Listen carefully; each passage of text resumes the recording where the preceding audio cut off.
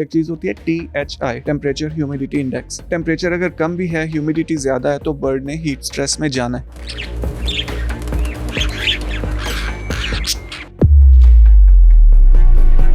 जानवरों का इलाज करना क्या आसान है? मेरा बड़ा अच्छा सा एक लिटमस टेस्ट था कि if somebody vomits on me और वो बंदा है तो मेरी उससे लड़ाई हो जाएगी, जानवर होगा तो मुझे उस पर प्यार आ जाएगा। इसमें हमारे पास टूल्स होती हैं। एनिमल ने हमें बोल के नहीं बताना कि पेट में दर्द है, बट जब हम पेट पे हाथ लगाएंगे तो वो पेन फील करेगा। कुछ जोन सा रीजन इफेक्टेड होता है, हम उसको टच करते हैं, वहाँ पे लिम्फ नोड्स भी स्वॉलन होती हैं। That indicates.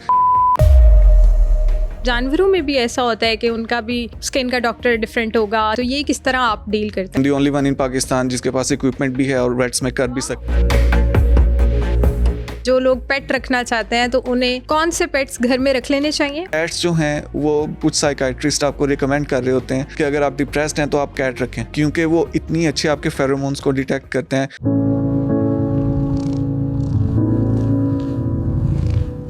अच्छा, ये काफ़ी एक्सपेंसिव काम भी है, कोई भी पेट रखना इतना सिंपल नहीं है, काफ़ी कॉस्टली हो जाता है। एक डॉग है, आपने 5 लाख का कुत्ता ले लिया, 2 लाख का आपने उसको खाना खिला दिया, 6 महीने बाद उसने 10 बच्चे दे दिए, तो वो 10 बच्चे 5-5 लाख के बिके, आप तो प्रॉफिट में आ गए ना।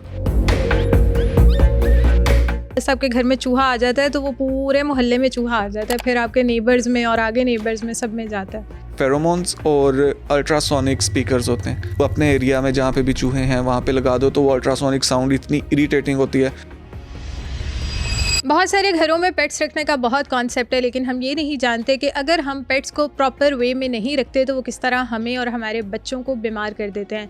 अक्सर घरों में ये कहा जाता है कि बिल्ली का बाल अगर किसी भी बच्चे के नाक में या मुंह में चला जाए तो वो उसके लिए डेथ का सबब भी बन सकता है। तो इस बात की क्या रियलिटी है? इसी पॉडकास्ट में आपको डॉग से रिलेटेड भी सारी इन्फॉर्मेशन मिलेगी, क्योंकि आज हमारे पॉडकास्ट के जो गेस्ट हैं वो वेट के दी बेस्ट डॉक्टर हैं और पाकिस्तान के पहले ऐसे डॉक्टर हैं जो कि एंडोस्कोपिक और ऑर्थोपेडिक ट्रीटमेंट्स भी करते हैं जानवरों का। तो इस पॉडकास्ट को एंड तक लाजमी देखें। Thank you so much for coming doctor Ali. आज का टॉपिक और आज का पॉडकास्ट बड़ा इंटरेस्टिंग होने वाला है, क्योंकि वेट डॉक्टर पहली दफ़ा हमारी साइट पे आए हैं और इंसान तो अपनी बीमारी बता देते हैं, वो उन्हें कोई प्रॉब्लम हो रहा हो या वो किसी चीज़ से सफ़र कर रहे हो तो वो बहुत इजीली बता देते हैं और डॉक्टर के लिए डायग्नोस्टिक भी बहुत आसान हो जाता है। मैं आपसे पूछना चाहूँगी, ये जानवरों का इलाज करना क्या आसान है? क्योंकि वो बता नहीं सकते, और आप इस फील्ड में कैसे आए? लाइक शौक था? ओके बड़ा आपने इंटरेस्टिंग 2-part क्वेश्चन पूछा है। Let's address the second one first. मुझे शुरू से शौक था, आई ऑलवेज लव्ड एनिमल्स और बचपन से ही 90% of my time was spent animals के साथ। घोड़ा, बकरी, भैंस, कोई भी मुझे मिल जाए मैं उसके साथ एंगेज होता था। And after the FSC of course everybody thinks के जी आपने FSC प्री मेडिकल किया तो you have to go into medical और MBBS डॉक्टर बनना है। बट मेरा बड़ा अच्छा सा एक लिटमस टेस्ट था कि if somebody vomits on me और वो बंदा है तो मेरी उससे लड़ाई हो जाएगी, जानवर होगा तो मुझे उस पर प्यार आ जाएगा। अच्छा, ओह माय गॉड, अमेजिंग। लेकिन आपने ये क्यों सोचा कि कोई आप पे वॉमिट ही करेगा? मतलब क्यों करेगा? That happens, like आप किसी भी वार्ड में चले जाएं तो उल्टियां ही चल रही होती हैं। बड़ा इंटरेस्टिंग सा आपका पॉइंट था। तो यस, एंड मेरा मेरिट था, I did very well in the exams, तो बट अगेन आई चोज कि मैं DVM में आऊँ और देन अगेन पैशन था तो अल्हम्दुलिल्लाह अल्लाह ने सक्सेस भी दी। और सेकंड जो आपका क्वेश्चन कि कैसे, एक तो आसान नहीं होता, that's from establish from the get go. और इसमें हमारे पास टूल्स होती हैं, लाइक फॉर एग्जांपल कि एनिमल ने हमें बोल के नहीं बताना कि पेट में दर्द है, बट जब हम पेट पे हाथ लगाएंगे तो वो पेन फील करेगा। हमारे पास स्टेथोस्कोप होता है, हम उससे उसके दिल की धड़कन, उसके सांस की आवाज़, इवन इंटेस्टाइन्स और स्टमक, जोन सा ऑर्गन बॉडी में मूव करता है अपने फंक्शन के लिए, दैट प्रोड्यूसेस अ साउंड।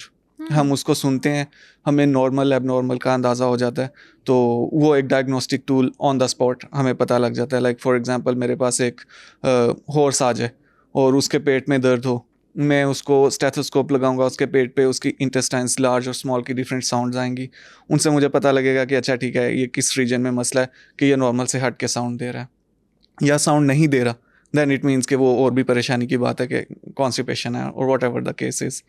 तो और साथ में पैल्पेशन अपने अल्लाह ने हाथ दिए हुए हैं तो हम उसको टच करके जहाँ से कोई पेन होती है, जहाँ पे कोई ऑर्गन आप फील कर सकते हैं, जहाँ पे लिम्फ नोड्स होती हैं, जिस तरह टॉन्सिल्स होते हैं ना हमारे, आपका गला ख़राब हो, आप टच करते हैं, दे आर सोलन, आपको पता लग जाता है ओके अब गला ख़राब है, टॉन्सिल्स बन रहे हैं। इसी तरह पूरी बॉडी में डिफरेंट लिम्फ नोड्स होती हैं टॉन्सिल की तरह की, तो वो जोन सा रीजन इफेक्टेड होता है हम उसको टच करते हैं, वहाँ पे लिम्फ नोड्स भी स्वॉलन होती हैं, दैट इंडिकेट्स इन्फ्लेमेशन या इन्फेक्शन कुछ चल रहा है इस रीजन में। तो वो रूल आउट होती जाती हैं चीज़ें एक क्लिनिकल एग्जामिनेशन के साथ। आपको कितना टाइम हो गया? मुझे अल्हम्दुलिल्लाह ऑलमोस्ट 10 years हो गए। माशाल्लाह 10 साल से आप इस फील्ड में। यस। डॉक्टर अली, जैसे ह्यूमन बींग्स में होता है ना कि different doctors for different diseases for different parts और ऑर्गन्स, तो क्या जानवरों में भी ऐसा होता है कि उनका भी स्किन का डॉक्टर डिफरेंट होगा, स्टमक का डॉक्टर डिफरेंट होगा और न्यूरो डिफरेंट होगा, तो ये किस तरह आप डील करते हैं? Okay, this is very peculiar thing about हमारी जो भी फील्ड है वेटरनरी की। हम में FCPS है, MCPS जिस तरह ह्यूमंस में होते हैं इस तरह की नहीं होती। हमारे ना CE पॉइंट्स होते हैं, कंटिन्यूड एजुकेशन पॉइंट्स होते हैं, बट पाकिस्तान में उसका एस्टेब्लिश्ड सिस्टम नहीं है। इफ़ यू गो अब्रॉड, आप UAE में भी नहीं, इवन UK, USA, EU में, यहाँ पे ऐसे होता है कि आप एक वेट बन गए, आपने लाइसेंस ले लिया 5-7 years की जो भी डिग्री है, उसके बाद आप let's suppose you wanna go into equines, आप घोड़ों की सर्जरी सीखना चाह रहे हैं, तो उसकी एजुकेशन के कंटिन्यूड एजुकेशन के पॉइंट्स होते हैं, वो आपने एक्यूमुलेट करने हैं, एक 15 या 20 पॉइंट्स जो भी उनका मैकेनिज़्म है, आपने क्लासेस लेनी है, आपने सर्टिफाइड जो यूनिवर्सिटीज़ हैं उनसे कुछ लेक्चर्स लेने हैं, और वो इस तरह नहीं है कि हम मुसलसल लगे हुए हैं उस पर ही लगे हुए हैं, नहीं ऐसा नहीं होता। आपने अपनी नॉर्मल फील्ड चल रही है वो चल रही है, आप कंटिन्यूड एजुकेशन के पॉइंट्स इकट्ठे कर लें, उसके बाद एग्ज़ाम होता है, उसकी प्रेपरेशन आपने करके वो बोर्ड सर्टिफिकेशन का एग्ज़ाम देना है, दैट्स इट। आपने वो एग्ज़ाम क्लियर कर लिया, now you are considered the specialist in that field. मतलब आप हर चीज़ में स्पेशलिस्ट हैं, मतलब Yes. आप हर बीमारी एनिमल से रिलेटेड डील कर सकते एग्जैक्टली हैं। और अगर आप जनरल प्रैक्टिशनर हैं जिस तरह के मैं हूँ, तो उसमें ये होता है कि आप डर्माटोलॉजिस्ट भी खुद हैं, आप सर्जन भी खुद हैं, आप जो भी करना है आपने खुद ही करना है।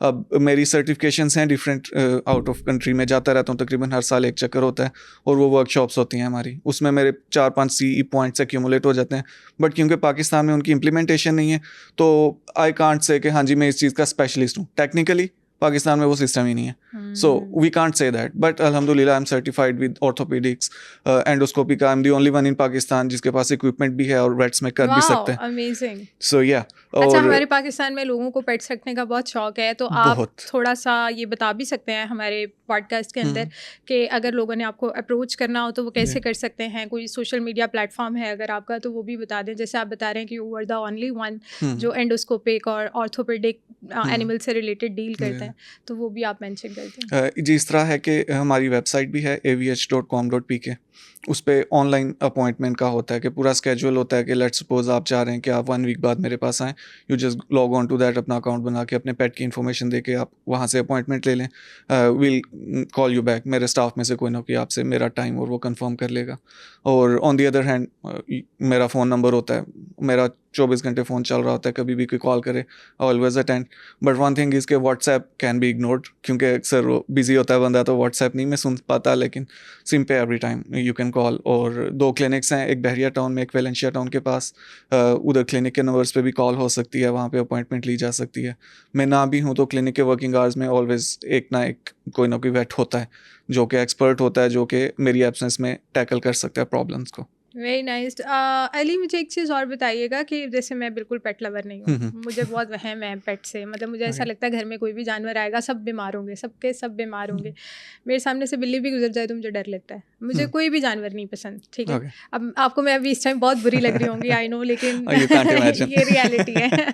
तो मुझे ये बताएं कि ये जो आप जैसे बिल्लियों के बारे में भी कहा जाता है कि बिल्ली का बाल बड़ा ख़तरनाक होता है, उससे बीमारी आती है, तो ये मिथ्स क्या हैं और रियलिटीज़ क्या हैं?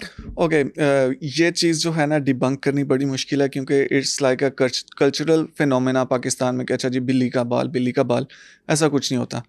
ऐसा होता है, मैंने कितने लोगों को allergy let me elaborate on that. Unless आप उससे नेचुरली एलर्जिक हैं कैट हेयर के साथ, दैट्स अनदर इशू, जो कि बहुत कम पॉपुलेशन है, जो कि परसेंटेज के हिसाब से देखें तो हर बंदा कैट से एलर्जिक नहीं होता। मोस्ट ऑफ द टाइम्स आप जस्ट वहम कर रहे होते हैं। और अगर कैट के बाल अंदर जाने से मरता होता कोई, दुनिया के सारे वेट्स मर चुके होते हैं, क्योंकि जब हम क्लिनिक पे होते हैं बाल उड़ भी रहे होते हैं, कभी हम शेव कर रहे हैं, कभी ब्रैनुला लगाने के लिए, कभी सर्जरी के लिए, वो नाक में जा रहे हैं, मुंह में जा रहे हैं बाल। तो अगर ऐसा कुछ होता तो मेरा ख्याल कोई भी बंदा इस वक्त बैठा ना होता कि जो कहता है हाँ जी मैं बिल्लियों में काम करता हूँ और मैं जिंदा भी हूँ। तो दैट्स अ मिथ।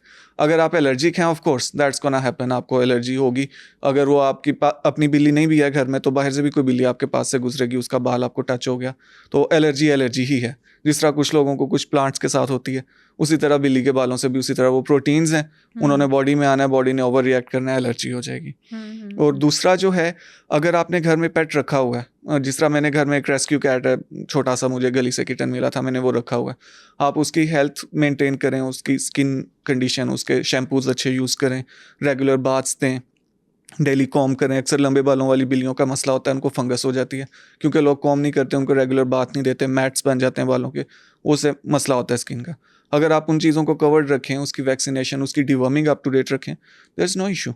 आप बिल्कुल नॉर्मल कैट के साथ रह सकते हैं, अगर आपका यानी नेचुरली स्ट्रे कैट भी रख सकते हैं आप। बिल्कुल। बल्कि आई वुड प्रेफर कि लोग हम स्ट्रे कैट्स रखनी शुरू करें। दे सफ़र अ लॉट, बाहर जिस तरह होती हैं, कभी कोई इनको कुत्ता मार देता है, कभी कोई गाड़ी टक्कर मार देती है। हाँ, मैंने भी देखा था, एक तो किटन यस, को डॉग ने बस उसकी गर्दन से ही दबोच लिया था। और वो हाँ, क्योंकि मेरे पास रेस्क्यू वर्क में करता हूँ, तो डेली बेसिस पे कोई ना कोई इस तरह का केस आ रहा होता है, and it's really heart training. Like being an animal lover मेरे लिए तो बड़ा मुश्किल हो जाता है अपनी मेंटल हेल्थ को साथ लेके चलना अपनी फील्ड के, क्योंकि it takes a toll on you always. Doctor Ali, इसके अलावा और क्या मिथ्स हैं? मतलब जैसे बिल्ली का बाल तो मुझे पता है ना, मैं बता रही हूँ कि मुझे शायद पसंद हाँ, नहीं है, तो मैं घर में बहाना ये देती हूँ, मर जाओगे सबके सब मरोगे, मत रखो। तो हाँ, इसके अलावा और क्या मिथ्स हैं? जो लोग पेट हम्म, रखना चाहते हैं तो उन्हें कौन से पेट्स घर में रख लेने चाहिए और हम्म। कौन से नहीं रखने चाहिए, और अगर रख रहे हैं तो क्या एहतियात होनी चाहिए? ओके, अब इसमें ना बड़ी बेसिक सा एक कॉन्सेप्ट ये आपको क्लियर करना चाहिए कि अगर लेट्स सपोज आप पेट रखना चाह रहे हैं, तो आप उसको टाइम कितना दे सकते हैं, ये चीज़ बड़ी मैटर करती है। क्योंकि अक्सर आपने सुना होगा कि जी पिटबुल जो है वो बड़ा जी खतरनाक कुत्ता है, जी रॉटवाइलर है वो तो जीने नहीं देता। वो इसलिए होता है कि जो आप हाईली इंटेलिजेंट डॉग जब रखते हैं, तो उसको एक्टिविटी चाहिए। अगर लेट्स सपोज आप बॉर्डर कॉली रख लें, जो शीप हर्डर डॉग है, उसने दिन में 10 किलोमीटर भागना है, आप उसको रस्सी से अपने गैराज में बांध लेंगे तो वो पागल ही होगा ना। वो फ्रस्ट्रेटेड होगा, अपनी फ्रस्ट्रेशन कहीं तो निकालेगा, फिर वो आप पे भौंकेगा, या आपको पंजे मारेगा, या आपको धक्के मारेगा। बाइट भी कर लेता है? और बाइट वो, अच्छा, अब मुझे 10 सालों में आज तक जितनी भी बाइट्स हुई हैं, या तो छोटे जो बिगड़े हुए होते हैं ना टॉय ब्रीड वाले डॉग्स, उनसे हुई हैं, या फिर कोई ऐसे बेचारे का गलती से हो गया।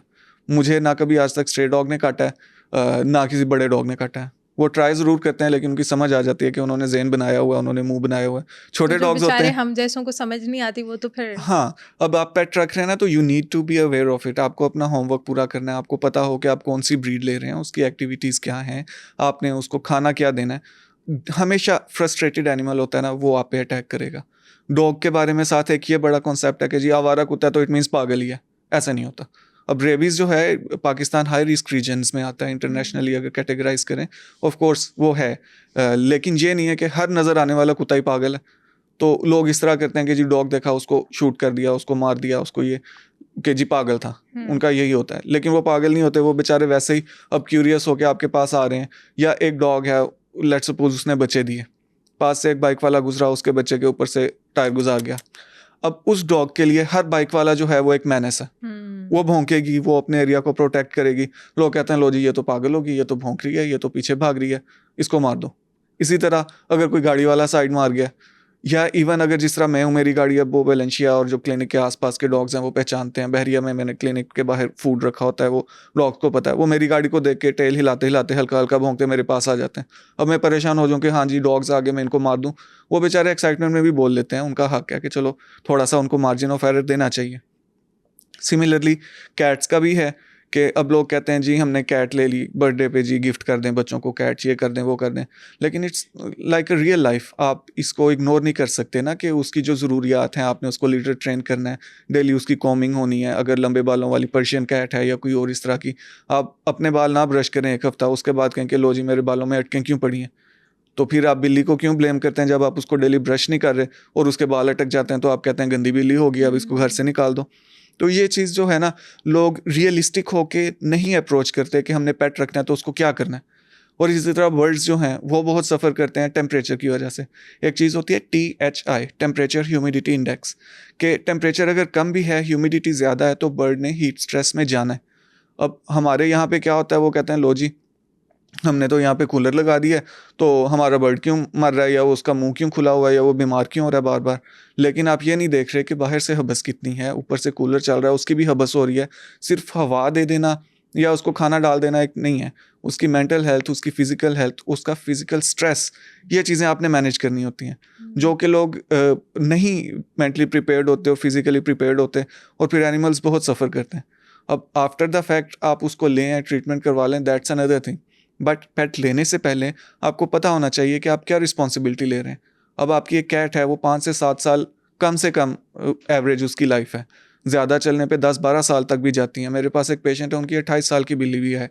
तो अगर आप उसको इतनी लंबी कमिटमेंट को मेंटली प्रिपेयर होके नहीं करते, तो फिर आपकी लाइफ को तो फ़र्क नहीं पड़ता, एनिमल बहुत सफ़र करता है। तो whoever wants to get a pet, they should be mentally prepared कि भाई हमने क्या करना है, उसके खाने का खर्चा, उसका सारी चीज़ें, उसकी मैनेजमेंट कैसे है, आपके पास टाइम है भी या नहीं, ताकि वो जानवर की सफरिंग आपको देखें। आखिरत में भी तो इसका हिसाब देना है।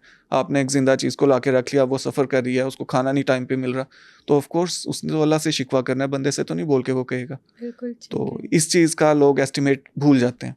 यानी जानवर एक बहुत बड़ी रिस्पॉन्सिबिलिटी है, क्योंकि वो बेज़ुबान है।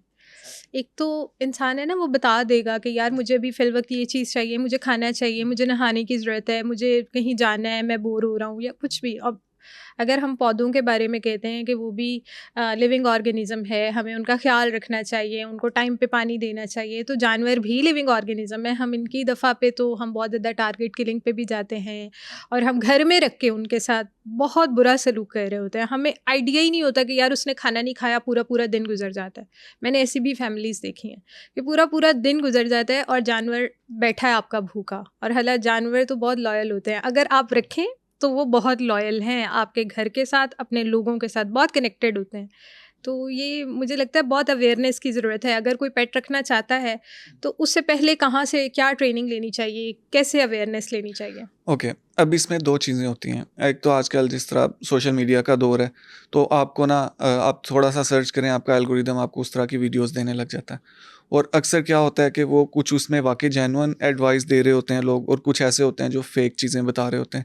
इसकी मैं बड़ी छोटी-सी मिसाल दूँगा आपको कि बिल्ली होती है ना, उसके पाँव के दरमियान में यहाँ पे बाल होते हैं पर्शियन कैट्स के। अब हर दूसरी यूट्यूब वीडियो में वो ग्रूमिंग करते हैं, उन बालों को काट देते हैं, ठीक है। एक पॉइंट ऑफ व्यू से दैट्स फाइन कि वो बाल गंदे हो रहे हैं, आप धो नहीं सकते बार-बार, या कैट जो है वो फिसल जाती है, आपको इरिटेशन होती है उसके बालों से, दैट्स फाइन। बट नेचुरली उन बालों का ये होता है कि वो एक बॉडी का कुशन है। आप अगर 5 साल आपके पास बिल्ली है, हर दफ़ा उसके वो बाल काटते रहें, उसको आर्थराइटिस हो जाएगा। क्योंकि वो जब भी जंप करेगी, उसका वहाँ पे प्रेशर आएगा छोटे जॉइंट्स के ऊपर, क्योंकि वो बालों ने जो उसको कुशन देना था वो आपने ख़त्म कर दिया। अब डायरेक्ट उसके नकल्स जो हैं वो नीचे टच हो रहे हैं। जिस कैट की बिल्ड ही इस तरह की है, जो कि वो उसके बाल नहीं होते, उसका स्ट्रक्चर भी थोड़ा सा मॉडिफाइड होता है, उसका फैट पैट ज़्यादा होता है। और दूसरा ये है कि सर्दी में जब आपने देखा हो कैट एक लॉफ की तरह बैठी होती है, वो उसने नीचे अपने पाँव रखे होते हैं, उनके वो बालों से कवर हो रहा होता है, एक साइड से टेल लाई होती है, और वो इकट्ठा हो गया, उसका कोई भी बॉडी पार्ट टच नहीं हो रहा होता। आप वो बाल काट देते हैं, उसको ठंड लगने लग जाती है, फिर उसका गला ख़राब होता है, निमोनिया होता है, या पेट ख़राब, जो भी। तो फिर आप कहते हैं कि लो जी, हमने तो इसको बड़ा अच्छा माहौल दिया हुआ है, बिल्ली क्यों बीमार हो रही है। ये चीज़ एक छोटी सी मिसाल है। इसी तरह आपने अगर गाइडलाइन लेनी है, तो आई वुड सजेस्ट कि आप पेट लेने से पहले जिस तरह हमारे क्लिनिक पे एक दफ़ा आ जाएं, आपको कौन सा पेट रखना है, आपने उसका कैसा केज बनाना है, अगर कोई केज वाला एनिमल है, आपने उसको क्या माहौल देना है, अगर वो खुला फिरने वाला घर में एनिमल है, ताकि आप एक एजुकेटेड एडवाइस लेके तो फिर उसके कमिटमेंट अपनी करें, बजाय इसके कि आप पहले ले लें और बाद में आप मेंटली प्रिपेयर्ड ना हो कि हमने ये भी करना था, और फिर आप एडॉप्शन पे दें या किसी को ऐसे फ्री में दे दें, और वो आगे जानवर की सारी लाइफ जो है वो ख़राब हो। अच्छा, डॉग को कहा जाता है बहुत वफादार होता है, मर्दों को नहीं कहा जाता, कुत्तों को कहा जाता है। तो मुझे बताएं ये क्यों मशहूर हुआ है? ओके, डॉग जो है ना, सॉरी। नहीं इट्स फाइन, कुछ मर्द भी कुत्ते होते हैं, वो उसमें ऐसा बात नहीं है। लेकिन वो मतलब बदल जाता है ना। तो अच्छा, एनीवेज, वफा में ना आप देखें, मैंने ऐसे डॉग्स भी देखे हैं, मेरे क्लाइंट हैं, मैं उनका नेम नहीं लूँगा, बट वो शिकार पे जाते हैं, ठीक है। उन्होंने शिकार वाले 5-6 कुत्ते रखे हुए हैं। उनको क्या हुआ कि वो अपने डेरे पे बैठे हुए थे, वहाँ से निकले अपनी फसलों का विजिट करने, शिकार के मूड में नहीं थे, कुत्ते साथ थे। तो वाइल्ड जो बोर होता है, जो पिग होता है वाइल्ड, उसने उन पे अटैक कर दिया। 5 कुत्ते थे, 5 के 5 ज़ख्मी हुए, एक की इंटेस्टाइन्स बाहर लटक रही हैं, एक का मुंह फट गया, 2 के दांत टूट गए, लेकिन उन्होंने उसको मार दिया। बंदा वो बिल्कुल सेफ खड़ा था, उस तक वो पिग नहीं पहुंच सका। Wow. 2 of the dogs lost their lives on the spot, और बाकी 3 की मैंने सर्जरी रात को 3 बजे बैठ के की। ओह माय और गॉड। माशाल्लाह वो अभी तक उतने मेरे ख्याल 8 साल का हो गया, 8 साल का एक हो गया, इस तरह करके उनके साथ चल रहे हैं। तो ये इतने वफादार हैं कि ये अपनी जान भी दे देते हैं, गिवन कि आपने उनको प्यार से रखा हो, उसको भी पता हो कि ये बंदा मेरा कंपेनियन है। क्योंकि डॉग्स जो हैं वो आपको इंसान नहीं समझ रहे होते, वो आपको डॉग समझ रहे होते हैं। वो समझते हैं हम भी इसी की तरह ही हैं। ये अगर आप कोई जुल्म भी कर रहे हैं तो वो ये नहीं समझते कि ये इंसान है इसलिए जुल्म कर रहे हैं, वो कहते हैं ये कुत्ता ही इस तरह का है, ये हम पे जुल्म कर रहा है, ये अल्फा है, ये कोई ऐसी बात है। और ऑन दी अदर हैंड अगर हम हॉर्सेस की बात करें, हॉर्सेस भी बहुत बहुत कमाल का वफादार एनिमल है। इवन डॉग से भी वो 2 हाथ आगे होता है। यानी घोड़ा भी लॉयल है। घोड़ा भी बहुत लॉयल है, वाओ। अगर आपने रखा हो। रखने पे है, क्योंकि एनिमल अगर फ्रस्ट्रेटेड नहीं है, वो अपनी अच्छी लाइफ गुजार रहा है, तो वो बहुत आपका ख्याल करता है। कैट्स जो हैं वो कुछ साइकाइट्रिस्ट आपको रिकमेंड कर रहे होते हैं कि अगर आप डिप्रेस्ड हैं तो आप कैट रखें, क्योंकि वो इतनी अच्छे आपके फेरोमोन्स को डिटेक्ट करते हैं। क्योंकि फेरोमोन्स इज़ अ केमिकल जो कि हम स्ट्रेस में हों, हम खुश हों, हम जिस भी मूड में है ना, there is a chemical scent जो हम एमिट कर रहे होते हैं। और कैट्स और डॉग्स इसको बहुत अच्छा रीड करते हैं। अगर आप डिप्रेस्ड हैं, आपकी कैट आपके पास आके बैठ जाती है, आपको सहारा देती है। आप खुश हैं तो आपके साथ वो उस तरह से खुशी से खेलेगी। तो वो आपके मेंटल हेल्थ के लिए ना बहुत अच्छी चीज़ है अगर आपने पेट रखा हो, क्योंकि वो आपकी फीलिंग्स के हिसाब से अपने आप को एडजस्ट करता है। अच्छा, जैसे डॉग्स की एक करैक्टरिस्टिक तो मैंने बता दी ना कि ये काफ़ी लॉयल होते हैं, इसके अलावा और क्या करैक्टरिस्टिक्स होती है और वो डिफरेंट डॉग्स में वेरी किस तरह करती है? जी, इसमें अपना कुछ वर्किंग डॉग्स होते हैं और कुछ होते हैं जो कि जिस तरह मैंने टॉय ब्रीड्स का पहले जिक्र किया कि वो जस्ट ऑर्नामेंटल डॉग्स हैं, ठीक है। अब एक जर्मन शेपर्ड की आप मिसाल ले लें कि उसमें भी इवन एक ही ब्रीड है, उसमें डिफरेंट कैटेगरीज हैं। एक शो के लिए होते हैं, एक वर्किंग डॉग्स होते हैं, और इस तरह के उनकी 7 से 8 पिछली नस्लें, उनकी जो पेडिग्री होती है उसके हिसाब से उनको ब्रीड किया जाता है। कि लेट्स सपोज हमारे पास 100 डॉग्स हैं, उनमें से 20 डॉग्स ऐसे हैं जो कि बहुत अच्छा हर्ड करते हैं, शीप इकट्ठी कर लेते हैं एक जगह पे। बाकी 80 जो हैं वो करते हैं लेकिन उस लेवल का नहीं करते। हम उन 20 डॉग्स को पकड़ें, उनकी आपस में ब्रीड करवाएं और उनके बच्चे ले लें। उन बच्चों को अब हम देखें कि उनमें कौन से बेस्ट हैं, हम उसको ले लें। There is a bell shaped graph, जो कि स्टैटिस्टिक्स पढ़ने वाले अगर कोई हैं तो उनको पता होगा। उसका जो हमें एक्सट्रीम राइट है ना, उसको लेके 4 से 5 जनरेशन्स में इन ब्रीडिंग करवा के एक स्पेसिफिक लेवल पे इन ब्रीडिंग कोफिशिएंट रख के हम देखते हैं कि ये ब्रीड इस कैरेक्टर के लिए हमें चाहिए, तो वो उसमें पक्की हो जाती है। वर्किंग डॉग जो होगा उसकी ब्रीड ही उस तरह से होगी कि उसमें स्टेमिना होगा, वो भाग दौड़ कर सकेगा, उसको सांस नहीं चढ़ेगा। वो अगर 10 किलोमीटर भागना है तो वो 10 किलोमीटर आपका साथ देगा। अगर आप शो पर्पज़ के लिए रख रहे हैं तो उसकी वो खूबसूरती पे फोकस होगा। स्टेमिना ना भी हो तो उसके बाल बड़े लश होंगे, उसके लंबे लंबे जुल्फ़ें होंगी, उसकी टेल की एक शेप होगी, उसके जॉइंट्स के एंगल्स होंगे, इस तरह की चीज़ें। ये सारा कुछ आता है ब्रीडिंग पे, कि आप किस तरह से ब्रीड कर रहे हो और क्या आपके कैरेक्टरिस्टिक्स हैं जो आप उसमें स्पेसिफाई करके तो उसको लेके जा रहे हो। बिल्कुल ठीक है। इसके अलावा जैसे आपने मुझे बताया कि कैट्स जो होती हैं वो बहुत अच्छा मूड डिटेक्ट करती हैं आपके, और आपके पास आती हैं, आपको सहारा देती हैं और आपका मूड अच्छा करती हैं। इस तरह डॉग्स में भी ये सारी चीज़ें होती हैं? यस, डॉग्स जो हैं वो भी इसी मामले में, जिस तरह आपने शायद देखा हो सर्विस डॉग्स होते हैं, लैब्राडोर्स उसमें बहुत कॉमन है। इवन एपिलेप्सी के जो मरीज़ हैं या कोई और इस तरह के ब्लाइंड्स हैं, उनके जो प्रॉपरली ट्रेंड और ब्रेड डॉग्स हैं, वो उनको ये भी पता होता है कि अब इस बंदे को एपिलेप्सी का अटैक होने वाला है। वो उसके पास जाके पहले ही कुशन देने के लिए उसके सर को बैठ जाते हैं। बहुत से ऐसे डॉग्स होते हैं जो कि आपका लाइक लेट्स सपोज आप ऑफिस से जा रही हैं, आपका मूड बड़ा ख़राब है, आप कहते हैं कि दुनिया सारी फ़ानी है, हमने नहीं किसी से बात करनी। आप घर जाएं, आपको बहुत खुशबाश सा डॉग आए भागता हुआ आपके पास आके, खराब हो जाएगा। नहीं आपका होगा ना, मैं नॉर्मल लोगों की बात कर रहा हूँ जो लोग जानवरों से प्यार करते हैं। तो वो आपको इस तरह से मतलब वेलकम करते हैं कि आपके घर वाले भी इवन इतने खुश नहीं होते आपकी शक्ल देख के। तो डॉग्स और कैट्स और ये इवन हॉर्सेस में बहुत अच्छी एक खूबी होती है कि आपका मूड अच्छा भी कर लेते हैं, और आपका ख़राब मूड जो है उसमें आपको जहाँ पे ज़रूरत है कि यार मुझे कोई बुलाए ना, बस कोई पास हो, तो ये वहाँ पे भी आपको रीड करके तो आपके पास रहते हैं कि हाँ ठीक है, आप अकेले नहीं हैं इस दुनिया में, हम आपके साथ हैं। वाह, अमेजिंग। अच्छा, ये काफ़ी एक्सपेंसिव काम भी है, कोई भी पेट रखना इतना सिंपल नहीं है, काफ़ी कॉस्टली हो जाता है, नो? जी बिल्कुल। अब इसमें ये देखें ना कि अगर हम सिर्फ कॉस्ट की बात करें तो आप मार्केट में लेने जाएं, आपको 20,000 की भी कैट मिल जाती है।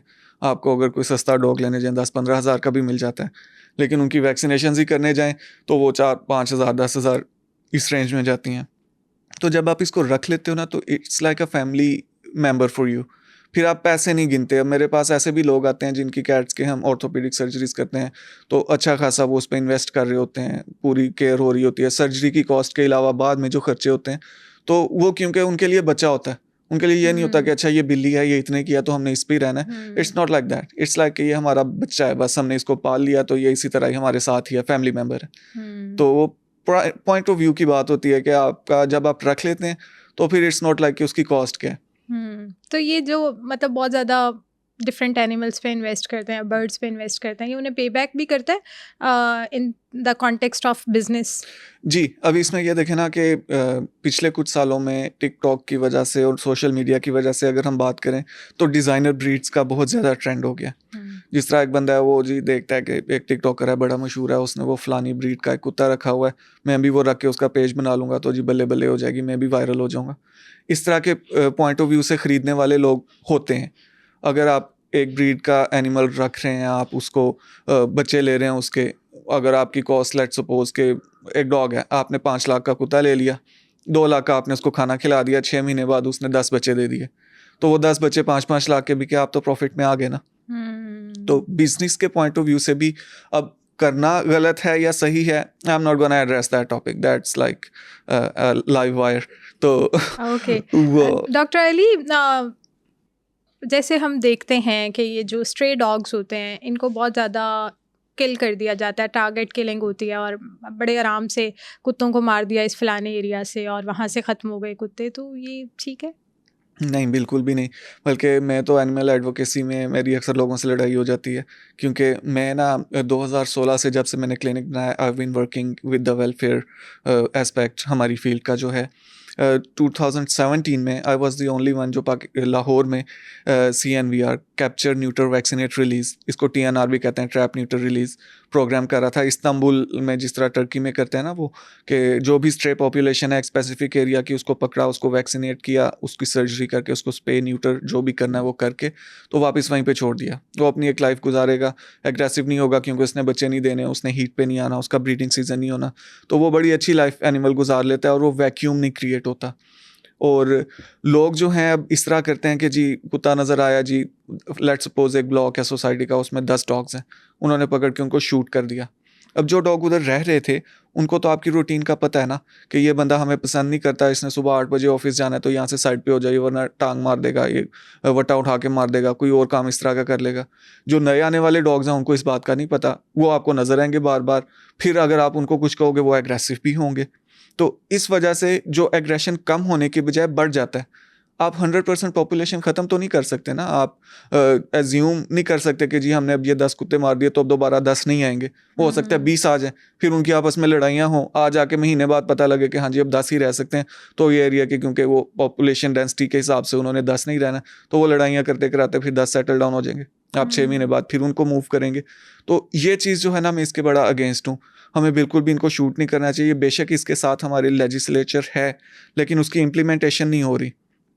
अक्सर जगहों पे अभी भी लोग शूट कर देते हैं, तो उनको अगर हम कहें कि आपने क्यों शूट किया, या हम अगर पुलिस को भी इन्वॉल्व करते हैं या किसी भी अथॉरिटी को कहते हैं, तो वो उस तरह से नहीं उस पर रिएक्शन आता कि जिस तरह अगर किसी इंसान को मारा जाए तो आता है। तो वो चीज़ बिल्कुल भी नहीं है। और दूसरा इसका लूप होल लोगों ने क्या निकाल लिया कि अच्छा जी मारे नहीं, इनको रिलोकेट कर दें। कुत्ता उठाया एक जगह से दूसरी जगह पे फेंक दिया। अब इसमें क्या होता है कि इनका ना पैक होता है एक एरिया में, लेट्स सपोज अगर 5-10 कुत्ते हैं, उनका एक ग्रुप होगा जो कि अपना एरिया मेंटेन कर रहा होता है। उस ग्रुप में जाके हम नया डॉग छोड़ देंगे, वो सारे उसको मिलके मार देंगे। तो it is like a death sentence कि अगर आपने एक जगह से उठा के दूसरी जगह पे फेर दिया, अगर तो वो बहुत कोई ग्लैडिएटर किस्म का बड़ा वैशी डॉग होगा तो वो सर्वाइव कर जाएगा, but most of the times ऐसे कुत्ते आपके काबू ही नहीं आ रहे होते। शरीफ डॉग्स होते हैं, जो पपीज़ होते हैं या मदर्स होती हैं डॉग्स, वो आपके काबू आ जाती हैं, आप उनको रिलोकेट करते हैं नए एरिया में जाके, वो बेचारे या भूख से मर जाते हैं या उनको वो दूसरे डॉग्स मार देते हैं। तो either way the best solution is कि हम इनको एक एरिया डिफाइन करके जो भी एरिया है उसमें पकड़ें, उनकी वैक्सीनेशंस करें रेबीज़ के अगेंस्ट, उनको कॉलर्स लगा दें, उनकी सर्जरीज कर दें ताकि उनकी नस्ल ना बढ़े, और उसके बाद उनको वहाँ पे रहने दें। ठीक है, तो अगर वो वहाँ के रिहायशियों को नुकसान पहुँचाए फिर? नहीं, ऐसा नहीं होता। अनलेस के रिहायशी उसको नुकसान पहुँचाने की इंटेंट रखते हों डॉग्स बहुत परसेप्टिव होते हैं, यहाँ पे बिला वजह अटैक नहीं करते। हमेशा कोई भी एनिमल है वो आप पे तब अटैक करेगा जब वो मजबूर हो जाए, उसको भागने का रास्ता नहीं मिल रहा या कोई और है, या उसने आपको एज ए थ्रेट परसीव किया कि उसको और कोई चारा नहीं मिल रहा, वो आप पे अटैक करेगा। अच्छा, ये कहते हैं जब जैसे आप कभी भी जा रहे होते हो ना, तो रास्ते में कोई डॉग नज़र आ जाए तो कहते हैं इसके सामने डरना मत, ये पहचान लेगा तुम डर रही हो तो तुम पे अटैक कर देगा। मुझे डर लगता है ना, तो मैं तो आउज़बिल्लाह पढ़ना स्टार्ट कर देती हूँ। तो वो कहते हैं नो नो नो, डोंट डरना मत। और इवन कोई बाइक पे हो तो कहते हैं बाइक मत तेज़ चलाना, आराम से गुजारो ताकि उसे ये ना पता चले कि तुम डर रहे हो या तुम डर रही हो, तो नहीं तो वो अटैक करेगा। इसमें क्या रियलिटी? इसमें यह है कि डॉग्स इंस्टिंक्टिवली ना चेज करते हैं। आप डॉग जिस तरह बॉल भी अगर कोई फेंक देगा, डॉग उसके पीछे इंस्टिंक्टिवली भागेगा। आपने उसको बताना नहीं है कि हाँ जी फॉलो करो, वो उनकी इंस्टिंक्ट है कि अगर कुछ आगे भाग रहा है तो हमने उसके पीछे भागना है। तो जब भी आप पे डॉग अटैक करता है, ऑफ कोर्स सब ये तो नहीं हो सकता कि आप बिल्कुल ही ना डरें अगर आपको आदत नहीं है तो, बट डोंट रन, क्योंकि आप भागेंगे तो डॉग को it would be like a game for him कि अच्छा ठीक है हमें फॉलो करना है, वो आपके पीछे पीछे भागने लग जाएगा। आप रुक जाएंगे तो वो खड़ा होकर फिर आपको परसीव करेगा कि आर यू थ्रेटिंग आपके, हमने पंगा नहीं लेना, या आप इतने ही डाउन टू अर्थ हैं कि जी ठीक है चलें जी पकड़ लें इसको। तो आपका स्टैंस जो है ना बिल्कुल इरेक्ट होना चाहिए, आप सीधे चौड़े खड़े हों, शोर करें, कोई हाथ में चीज़ है तो उसकी तरफ आगे उसको डराएं उससे, ताकि उसको ये लगे कि ये बंदा मेरे काबू आने वाला नहीं है। बट नेवर रन, क्योंकि वो इंस्टिंक्टिवली आपको चेज करेगा। मतलब आप डर नहीं सकते। हाँ, बड़ा मुश्किल है। डरेंगे तो आप गए। आप गए। अच्छा, जैसे कुत्ता काट लेता है तो कहते हैं इतने इंजेक्शंस लगेंगे, इस बात में क्या रियलिटी? ओके, अब वो दौर बदल गया कि आपको 14 टीके पेट में लगेंगे। अब बड़ी अल्लाह ने हमें थोड़ी अकल दी हुई है तो हमने वैक्सीन्स बना ली हैं जो बाजू में लगती हैं, पेट में नहीं लगती। तो उसका ये होता है कि प्री एक्सपोयर तो आपको पता ही नहीं है ना कि क्या होना है। एक्सपोयर हो गया, कुत्ते ने आपको बाइट कर लिया, तो विद इन 24 आवर्स आपने ना रेबीज़ के अगेंस्ट इंजेक्शंस लगवाने होते हैं। वो फिर उसके बाद रिपीट होता है। लगता है? हाँ, रिपीट होते हैं 3 डेज़ बाद, फिर 7 डेज़ बाद, फिर 14 to 21 डेज़ बाद, डिपेंडिंग कि आपका जो डॉक्टर है ह्यूमन साइड पे वो क्या स्केड्यूल सेट कर रहा है आपका। बट 3 से 4 इंजेक्शंस लगते हैं। और अगर आपको कंफर्म है कि वो कुत्ता पागल था, कुत्ता, बिल्ली, इवन चूहे भी ट्रांसमिट करते हैं रेबीज़ को। कोई भी जो मैमल है वो उसको रेबीज़ होता है। तो अक्सर डॉग्स बेचारे ऐसे ही बदनाम हो रहे होते हैं, वो चूहे होते हैं वो बंदे को काट जाते हैं, उससे रेबीज़ हो जाता है। तो ये भी एक चीज़ है। काटने का पता नहीं चलता इंसान को? वो सोए हुए हैं, आपको क्या पता घर में आके काट गया। Oh damn, seriously? Yes, that happens. क्योंकि जो पागल चूहा है उसको कुछ नहीं पता। पागल कोई भी एनिमल है ना, इवन डॉग भी है, वो उसको जो भी मूविंग चीज़ है वो उस पर अटैक करेगा।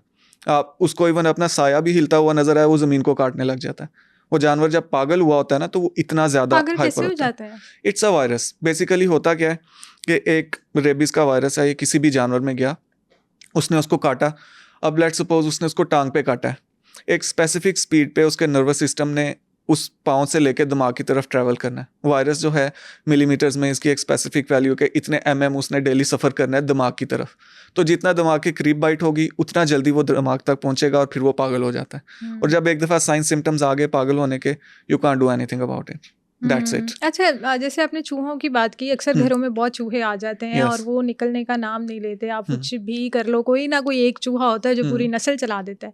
तो ये चूहे अगर खुदा ना खास्ता घर में आ जाएं तो उनको निकालने का हल क्या होता है? और इसके बारे में ये भी मशहूर है कि अगर खुदा ना खास्ता आपके घर में चूहा आ जाता है तो वो पूरे मोहल्ले में चूहा आ जाता है, फिर आपके नेबर्स में और आगे नेबर्स में सब में जाता है।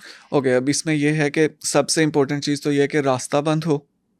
दूसरा ये कि जो खाने की खुली चीज़ें, इवन डस्टबिन भी आपकी अगर है उसमें खाने किचन का गंद होता है तो उसको आप कवर रखें, ताकि उनको वो चूहा हमेशा वहाँ पे बच्चे देगा जहाँ पे उसको पता है कि फूड सोर्स आस पास ही है मेरा। अपनी पेंट्रीज लॉक्ड हों और ट्रैप्स होते हैं। अब आजकल के चूहे इतने एडवांस हैं, उनको पता लग जाता है कि जी आपने जहर डाला हुआ तो वो चीज़ ही नहीं खाते। तो इनके ट्रैप्स होते हैं, बकेट्स वाले होते हैं, कुछ दूसरे होते हैं, आप उस पर रखें ताकि वो उसमें ट्रैप करके तो आप उसको वहाँ से निकाल दें। और दूसरा जो एक ना आजकल चीज़ आई हुई है, फेरोमोन्स होते हैं। फेरोमोन्स और अल्ट्रासोनिक स्पीकर्स होते हैं जो कि आप अपने एरिया में जहाँ पे भी चूहे हैं वहाँ पे लगा दो तो वो अल्ट्रासोनिक साउंड इतनी इरिटेटिंग होती है कि चूहे वहाँ से तंग आके भाग जाते हैं। तो बट आई थिंक मैंने पाकिस्तान में वो अभी तक देखी नहीं है product, but it is a very effective thing कि आपका वो स्पेसिफिक एक एरिया जो है वो 4-5 स्पीकर्स घर में लगे हों, आपको उसकी कोई साउंड नहीं आ रही बट चूहे उसको सुन सकते हैं तो वो साउंड की वजह से भाग जाते हैं।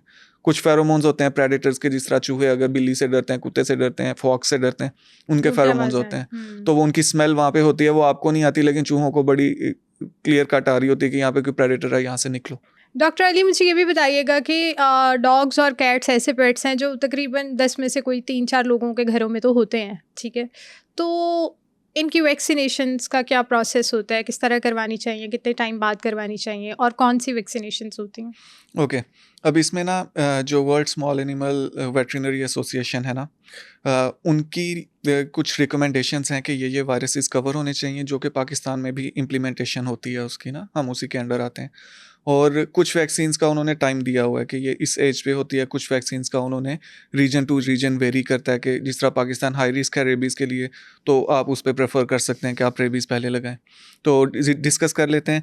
जिस तरह आप डॉग है, आपके पास एक पपी आ गया, 30 डेज़ की एज के बाद आपने उसको डिवर्म करना है। जो पेट के कीड़ों की दवाई होती है ना, वो आपने देनी है, and that repeats after every 2 months.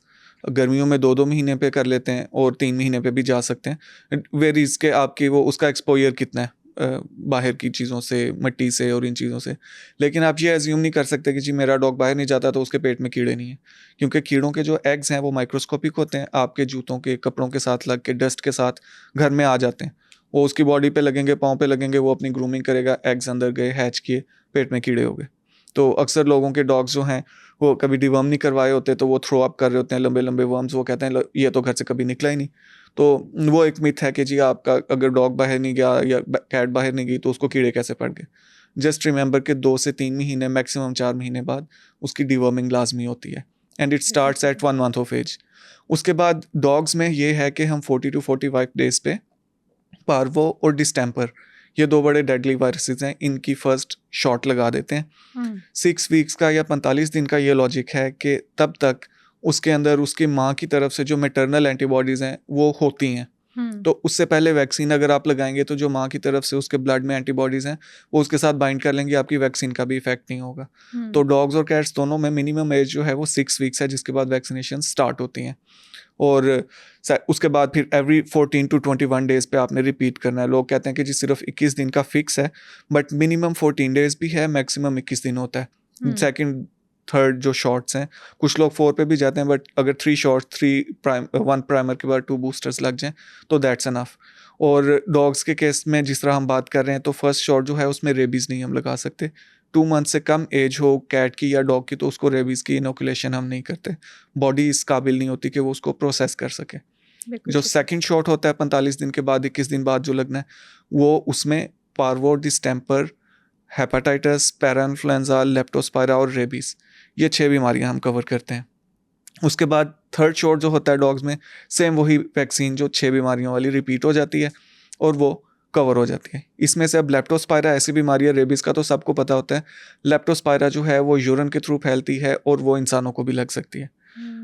तो वो इग्नोर नहीं करना। उस बीमारी में क्या होता है इंसानों के साथ? उस बीमारी में यूजली किडनीज का होता है, जनरलाइज्ड इन्फेक्शंस होते हैं, मल्टी सिस्टेमिक, क्योंकि इसकी 250 के करीब टाइप्स हैं लेप्टोस्पायरा की, तो कुड बी एनीथिंग।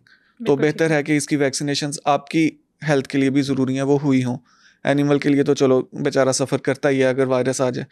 जब आपने 3 शॉट्स लगवा लिए तो उसके बाद फिर हर साल आपने रिपीट करना होता है, जिस महीने में लगा है आइडियली तो उसी डेट पे, लेकिन within 1 month of that date आपने हर साल एक दफ़ा उसको शॉट लगवानी होती है। बिल्कुल ठीक है। और कैट्स की अगर हम बात कर लें वैक्सीन की, तो ये जो है ना, कुछ स्टडीज़ जो हैं वो अब, क्योंकि वसावा की मैं बात करूँगा, world small animal veterinary association, वो कहती है कि जो लो रिस्क एरियाज़ हैं ना, उनमें आपने रेबीज़ की वैक्सीन लगानी है 3 मंथ्स, 90 डेज़ या 120 डेज़ की एज के बाद। लेकिन पाकिस्तान हाई रिस्क रीजन्स में आता है तो आई प्रेफर कि हम उसको थोड़ा जल्दी लगा लें। मिनिमम एज 2 मंथ्स हो, उसके बाद जब मर्जी लगा लें, and I have been doing it for over 10 years now, कभी कोई मसला नहीं आया। तो आई प्रेफर कि हम पहला शॉट रेबीज़ का लगा लें, उसके बाद पार्वो, कैल्सी और हर्पीज़, ये 3 वायरसेस हैं जिनकी पाकिस्तान में अवेलेबल वैक्सीन है। पार्वो, पैनल्यूकोपिनिया, लाइक इसको बिल्लियों का एड्स भी कहते हैं, इसमें इम्यून सिस्टम बिल्कुल सप्रेस हो जाता है, खून वाली उल्टियाँ आती हैं, खून वाले मोशंस आते हैं और बड़ा मुश्किल सर्वाइवल हो जाता है, स्पेशली किटन्स का। तो उसकी रिकवरी बड़ी मुश्किल है, तो इसलिए वैक्सीन ज़रूरी है कि आप टाइम से करवाएं। दूसरा जो हर्पीज़ वायरस है वो फेलाइन राइनोट्रेकियाइटिस करवाता है, उसमें अपर रेस्पिरेटरी गले का नाक का इन्फेक्शन होता है और वो भी बहुत डेडली है। थर्ड एक होता है कैल्सी वायरस। कैल्सी वायरस में मुंह पक जाता है, जुबान के ऊपर छाले बने होते हैं गम्स के ऊपर, और उसमें भी एनिमल जो है वो खाना पीना छोड़ देता है, मुंह में पस पड़ जाती है, तो सर्वाइवल मुश्किल हो जाता है। ये 4 वायरसेस रेबीज़ के साथ मिला के पार्वो कैल्सी हर्पीज़, इनकी इनोकुलेशन कैट्स में बहुत ज़रूरी है। मिनिमम एज 2 मंथ्स होनी चाहिए जहाँ से हम स्टार्ट करते हैं। 14 से 21 दिन का गैप होता है जिसमें हम 3 शॉट्स लगा देते हैं, और हर साल फिर उसी महीने में उसी तारीख के आगे पीछे हम उसको रिपीट करते रहते हैं जब तक उसकी लाइफ है। तो अली, मुझे ये बताइएगा कि ये जितने भी हम पेट्स रखते हैं, ये बच्चों के लिए तो खतरनाक हो सकता है ना? बड़ों के लिए चलो ना भी हो, बच्चों की इम्यूनिटी थोड़ी नहीं, डेवलप हो रही होती है। और इट डिपेंड्स कि अब कितना छोटा बच्चा है। वैसे मैंने अभी तक कोई ऐसा केस नहीं देखा कि जैसे अक्सर बिल्लियाँ मैंने देखी हैं, वो सोफ़ों पे भी आ रही हैं, वो किचन में भी जा रही हैं, वो बर्तनों में भी जा रही हैं, वो बेड्स पे भी सो रही हैं। ये सब तो नहीं अच्छा लगता। बिल्ली जो है ना वो इतना अल्लाह ताला ने साफ सुथरा जानवर बनाया है नो कि डाउट, वो तो मदीना हरम, पाक में भी है, हाँ, हरम के माशाल्लाह अंदर भी वो माशाल्लाह। फिर रही होती आई हैं, तो हाँ, अग्रीड, लेकिन फिर भी या दैट्स एन इंडिविजुअल कॉन्सेप्ट ना। अब आपके लिए ये एक गलत चीज़ है, बट बहुत से ऐसे लोग हैं जो बिल्लियाँ उनके साथ ना लेटें बेड पे तो उनको उन्हें नींद नहीं नींद ही नहीं आती। आती। एग्जैक्टली। तो क्योंकि अगर आपने उसकी हेल्थ ठीक रखी है ना, उसकी स्किन कंडीशन ठीक है, उसको कोई फंगस नहीं हो रही, उसके बाल ठीक हैं, उसको कोई इन्फेक्शन नहीं है, आपने उसके पेट के कीड़ों का इलाज करवा रहे हैं रेगुलरली, क्योंकि पेट का कीड़ा होता है टॉक्सोप्लाज्मा, वो इंसानों में स्किज़ोफ्रेनिया करवाता है और वो कैट्स के थ्रू फैलता है। अगर आपने उसकी प्रॉपरली डिवर्मिंग नहीं करवाई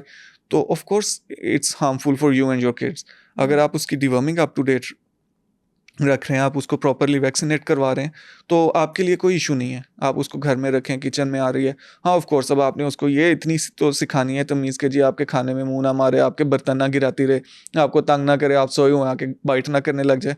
जिस तरह बच्चों की तरबियत करनी होती है, आपने बिल्लियों की भी करनी होती है। अब इसमें ना हमारा एक मेरे क्लिनिक का प्रोजेक्ट है। पहले तो मैं तकरीबन 10 सालों से इसको इंडिविजुअल तौर पर ही कर रहा था। मेरा ये होता था कि यार मैं अल्लाह के लिए कर रहा हूँ, तो मेरा और अल्लाह का मामला है। मैंने जो भी एनिमल रेस्क्यू किया है या जिसका फ्री में ट्रीटमेंट किया है, मैं उसको सोशल मीडिया पे मेंशन नहीं करता था।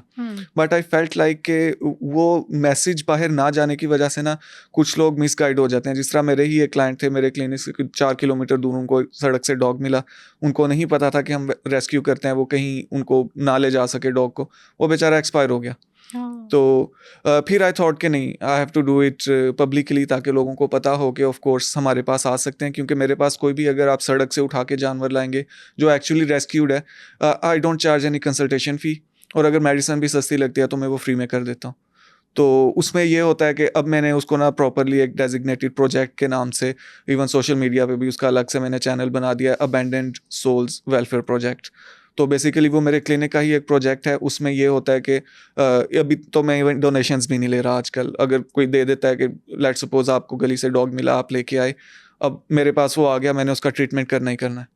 अगर आप ले आ रहे हैं और आप उसको स्पॉन्सर करना चाह रहे हैं, तो आप ट्रीटमेंट के जस्ट जो मेडिसिन की कॉस्ट है, you will pay for that. हम कोई उससे कंसल्टेशन, कोई फीस कुछ भी नहीं होता हमारे क्लिनिक पे। इस तरह से मेरी एब्सेंस में भी, अगर मैं पाकिस्तान में नहीं भी हूँ, तो मेरे वेट्स को पता है कि कोई रेस्क्यू केस आएगा तो हमने उसको हर हाल में ऑब्लाइज ज़रूर करना है। माशाल्लाह, वेरी नाइस। ये तो बड़ी अच्छी कंट्रीब्यूशन है आपकी, और उस कम्युनिटी के लिए, उस मखलूक के लिए जो बेजुबान है। तो अल्लाह आपको इसकी बहुत ज़्यादा जज़ा दे इंशाल्लाह। Thank you so much. I hope कि इस पॉडकास्ट ने आपको काफ़ी हेल्प आउट किया होगा कि आप अपने घर में पेट्स कैसे रख सकते हैं। अगर इसी से रिलेटेड आपका कोई भी और सवाल है अपने घर में किसी भी पालतू जानवर से रिलेटेड, तो आप हमें कमेंट सेक्शन में पूछ सकते हैं। मैं बहुत ही मेहनत और रिसर्च के बाद डिफरेंट डॉक्टर्स के साथ हेल्थ वाइज कंटेंट बनाती हूँ। अगर आपको मेरा कंटेंट वैल्यूएबल लगता है तो सुनो पॉडकास्ट हेल्थ को सब्सक्राइब करें।